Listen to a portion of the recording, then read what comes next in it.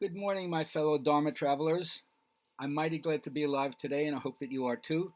As you see, I have the masks in the background always to remind us that the Spirit both reveals and conceals.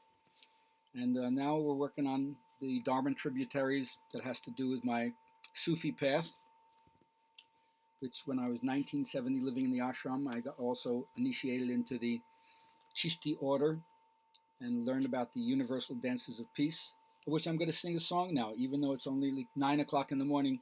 What's the difference, right? Old Shaker song that had a contrapuntal addition by Alaluddin Matho, who was a great Sufi choir master that I was fortunate to be able to sing with and study from. So here's how it goes. And the second part is the Islamic God is love, lover, and beloved. Ishq Allah Mabud Lillah. So it's really good to get into the mysticism of the Sufi path that helps you understand some part of the beauty of the Islamic tradition separate from the jihadist interpretation and the fanatic, dogmatic, literalist, fundamentalist interpretation. Anyway, here's how it goes. What wondrous love is this, O my soul, O my soul? What wondrous love is this, O my soul?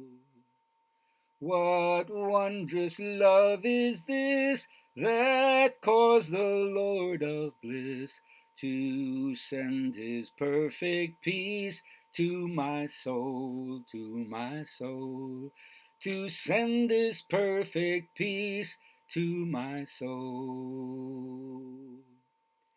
Ishqala mabud leila, ishqala mabud leila, ishqala mabud leila, ishqala mabud leila, ishqala mabud leila, ishqala mabud leila, ishqala mabud leila, ishqala mabud leila.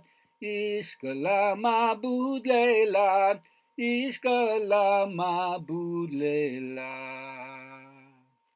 God is love, lover, and beloved. And when I studied with the Sufis, of course, there's a lineage, and the lineage came through Hazrat Inayat Khan, a Sufi musician who at first was just tuning notes, but then when he got the revelation, he ended up tuning souls. And so one of the Sufi ideas, mystical ideas, not to be understood completely literally, but to open your imagination, is that the human being consists of all the spheres. It's the culmination, as we would say, of evolution. And the human body is an accommodation. Like the yoga people talk about it like sheaths, right? Different coverings. And we partake of that, which is all around us and covers us like a shell. That's the body. And the life of that shell becomes dependent upon the substance of which it is made, and that would be called the Annamaya Kosha version of yoga, right? The food body, and the laws that are subject to our sustenance. So paying attention to the body is really important, as well as the fact that the body, we should say the purpose of the body is to make that which is perceptible clear. So certainly we can build prosthetic devices to take us beyond the senses into like the infrared or the ortho, the ultraviolet, but at the same time, the body can be tuned so that which can be seen, heard, felt, smelled, touched, and so forth, you can do it. And in a certain way, the body is also the place in which it dwells in the soul. The soul is not puny, it does not dwell in the body. The body is in the soul. And the soul is only at home in freedom. And if we don't understand this, then we miss all the blessings of which we could be, but we are not aware of. And that's a kind of forgetfulness. And that's why so often a lot of the teachings talk about remembrance, whether it's like zikr, where you're in the Sufi tradition repeating one of the names of God, one of the 99 wazifas or attributes of God, Or in yoga, they talk about Shruti Smriti, listen to the teachings and remember what is said. Or Ramdas's guru, love, serve, and remember, right? Because we're always getting distracted.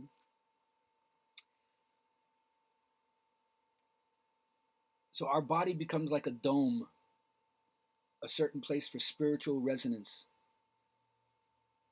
And we're unhappy if even the vehicle, the body, which the soul uses to incarnate, if there's something wrong with it. This is why the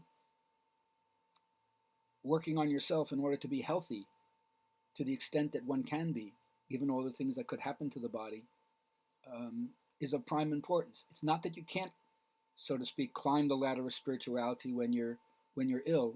It's just it pulls on you and distracts you, and that becomes your number one concern, and not necessarily expanding your perspective into something a little subtler.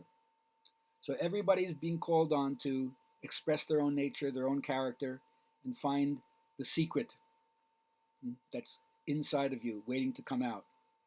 And of course, our discomfort or our suffering to a great degree comes from a lack of understanding of who we really are at our depths. It's buried within us, and because it's a living thing, its inner essence, its inner sense must break free. It has to express itself. We don't like it when we're covered in some kind of obscurity or not knowing. And unfortunately, modern life increases our superficiality and artificiality and takes us further away from our innate desire to experience life fully. But the sign of enlightened mind is one that is ready to understand. And although I like to share some things for the left brain, eventually you can't understand everything just through logical inference. And so that's why I like to either tell stories and or poetry or mythology or fairy tales or anything that moves you out of the left brain, and now you're living much more in the imaginal world. So first, as a reminder to all of my friends, Jalaluddin Rumi, one of my favorite Sufi poets, he says, on Resurrection Day, your body will testify against you. Your hands will say, I stole. Your lips will say, I spoke meanness. Your feet will say, I went where I ought not. Your genitals, me too. Their testimony will make your praying seem hypocritical. Let your body's doings speak openly now, without your saying a word, as one who follows behind a teacher and says, this one knows more clearly than I the way. So demonstrate in your life. Gandhi said, be the change you want to see in the world. Demonstrate in your life. Embody in your life. Live the thing that you want to be, not just as an example to other people, but first as a level of self-fulfillment, self-expression, purity of being who you really are. And then it will have ramifications, right? The mind at peace finds ways of affecting its environment, and the vitality of a vital person vitalizes. But to that extent, we all face ups and downs in life, and sometimes it's really hard to know when we're going through difficult times, how does it all fit in? How does it all make sense? Sometimes it can't be as clean as this story, but Fatima, the spinner, and the tent. One time, long time ago, when wishing still worked, there was a girl named Fatima, and she was born into the family of spinners. And one day, when she was about a teenager, her father said, come, I want you to go on a journey with me. I have much goods to sell, and maybe you'll meet a handsome youth in a good situation who you could take as a husband. And in those days, that was pretty much the prospect for women. They didn't have as much freedom, so getting into a good marriage and developing your family life and being taken care of, that was one of the major ideas. So, of course, she was lost in thought of the romance of what might happen and stuff. But it was not to be, because unbeknownst to her, a shipwreck happened, and everybody, including her father, was killed. And if it wasn't for her grabbing onto some floating piece of flotsam jetsam, she wouldn't be alive either. But somehow the waves washed her on shore near Alexandria in what was Egypt at that time. And she was found on the seashore, exhausted and almost dead, completely psychologically discombobulated by what just happened. But she was taken in by a family of weavers, and they taught her her trade, taught her their trade. And within a year or two, I don't know if you could say she was happy, but you could say she was reconciled to her lot. And then one day, when she was playing with her friends on the beach for some reason, a band of slavers came aboard, took her and her friends away to sell in Istanbul. at the local slave market. Now her world had collapsed for a second time. Nonetheless, when she was there, one of the buyers looked at the dejected look on Fatima's face, that was her name, Fatima, sometimes Fatima, and thought to himself, maybe I should buy her as a serving maid for my wife. That way, maybe she'd have a better life than who knows what if she was bought by somebody else and made as a sex slave, or God only knows. So that's what he did. He bought her and brought her back. But unbeknownst to him, his total fortune was lost at sea because he was a builder of ships' masts, and they had been pirated, and so he had to fire all of the people who worked in his woodyard, and it left him, his wife, and Fatima alone at the heavy labor of making ships' masts. Well, she worked so hard and so well that within a year or two, he gave her her freedom and made her his trusted partner. That's how it goes sometimes. The detour becomes the main road. Well, after a long time or a short time, whatever time it takes in these stories, he said to her, listen, we have a huge cargo of ship's masts. I'd love for you to take them to Java as the agent of our business and sell them. Well, off she went. And you'd think maybe by now she'd realize her karma with the sea was not so good. But sometimes you can't see the pattern recognition and you put yourself into that situation again and again. And there was a typhoon, which is another word for a hurricane in the east, off the coast of China, wrecked the ship, and once again everybody, but not her, was drowned at sea. And once again she was flung onto the Chinese seashore, just barely alive, and all she could do was just look up in wonder at the sky and say, why? Why every time my life seems to be getting together does something happen like this? Why? But there was no answer.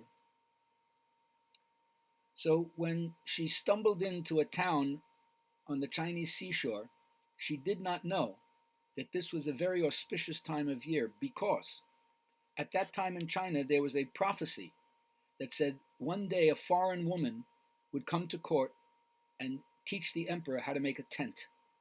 And since at that time there were no tents in China, everybody looked upon the fulfilling of this prophecy with the liveliest of anticipations. To make sure that no foreign woman would be missed, every year heralds were sent all around the country to inquire and find out if there are any foreign women there who might know what's going on. And believe it or not, the synchronicity at this time was exactly that. As she got into the seashore town, through translators, they spoke to her and asked her whether or not she could make a tent. And of course, she said, I think so. They brought her to the emperor, and when the emperor inquired, lady, can you make a tent?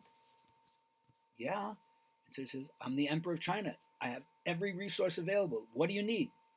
So first she thought about what kind of cloth she would need for the tent. But the emperor said, we don't have any cloth like that. But remembering her life with her family as a spinner, she gathered flax and she made tent cloth. Then she said, well, we need some ropes to bind the tent and keep it grounded. And the emperor said, we don't have anything like that. Then remembering her life with the weavers of Alexandria, she got some hemp and she wove it into rope to tie the tent down. And then she said, oh, we need stout tent poles to hold the tent up. And the emperor said, we don't have anything like that. And then remembering her life with the wood fashioner of Istanbul, she cunningly made stout tent poles as if they were ship's masts. And then she racked her brains for the memory of all the tents she had seen in her travels, and lo, a tent was made. And when the emperor of China saw this wonder, he said, lady, you can have anything that you want. And she said, well, how about if I marry one of your princes, which she did, and she settled down, surrounded by her children and grandchildren for the rest of her life, in luxury and comfort. And so the moral of the story is that which seemed to be a catastrophic, tragic experience at the time turned out to be an essential ingredient in the making of her ultimate happiness. That which seemed to be a catastrophic or tragic experience at the time turned out to be an essential ingredient in the making of her ultimate happiness. Peace be with you all.